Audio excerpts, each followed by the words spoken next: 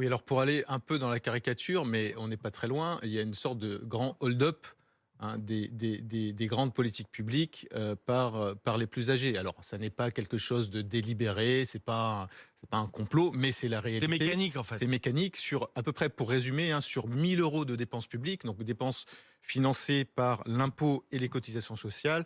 Vous avez un peu plus de 50% qui part dans les dépenses sociales. Et dans ces dépenses sociales, la moitié, donc 250 euros, hein, sur les 1000 euros, vont financer les retraites et le reste dans la santé, etc. L'éducation, c'est moins de 100 euros sur les 1000 euros.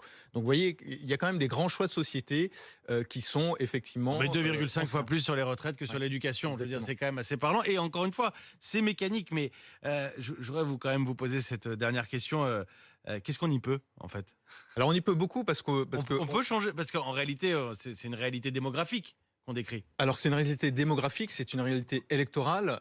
Il y a quand même des choix qui sont des choix simples, fiscaux par exemple. L'abattement de 10% pour frais professionnels quand on est retraité sur sa feuille d'impôt, franchement c'est parfaitement scandaleux. Alors, c'est pas des frais Enfin, professionnels, hein.